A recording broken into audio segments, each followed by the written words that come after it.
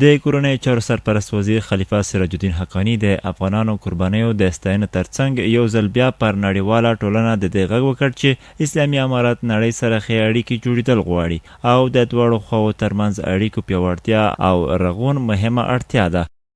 موږ چې دنیاوالو سره په تعامل کې پاتې شو د خپله حقه مبارزه مشروعه مبارزه دا به دوی تسلیم وي ځکه چې دنیا په قانون کې که کفر دی که اسلام دی د وطن د ازادۍ جنګونه دی مشروع جنګونه دي د دې کې موږ دا شی ورته منو که ته د افغانستان د آبادولو دپاره د بشر چیغې ډېرې وایې روشه دغه نظامي یونیفورم د لرې که د سفارتکارۍ د لارې نه د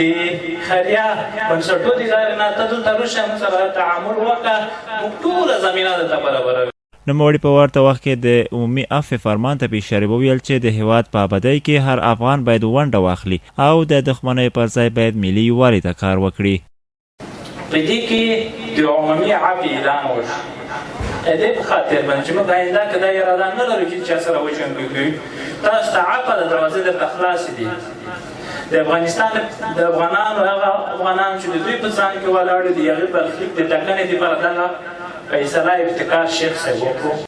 ښاغلي حقاني په ورته وخت کې له ګاونډیو هیوادونو سره د ښو اړیکو لرل یوه اړتیا وبلله او په ورته وخت کې وویل چې دا خاوره به د هیچ چا په ضرر ونه کاریږي. یاده غونډه چې د صبریو په مکتب بازار سیمه کې جوړه شوې وه د بېلابېلو ولسوالیو سلګونه قومي مشرانو دیني علما کرامو او ځوانانو هم برخه اخیستې وه. دوی په ورته وخت کې له نړیوالو وغوښتل چې د عامو افغانانو په خاطر له نوي نظام سره تعامل او ښې اړیکې پیل کړي.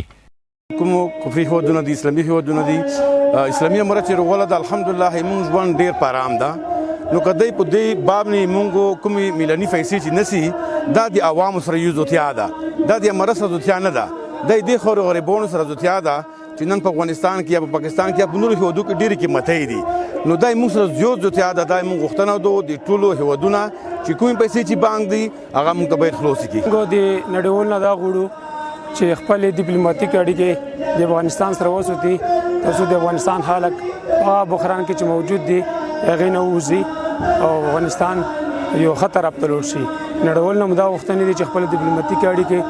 د افغانستان سره وساتي. خو د ټولو ته په پام د کورنیو چارو سرپرست وزیر خلیفه سراج الدین حقانی په ورته وخت کې پر قومونو هم د دې غږ وکړ چې له دودیزو لارو چارو له هیواده تللي افغانان هیواد ته د راتګ په برخه کې وهڅوي او ځاني خوندیتوب په اړه د ډاډ ورکړي.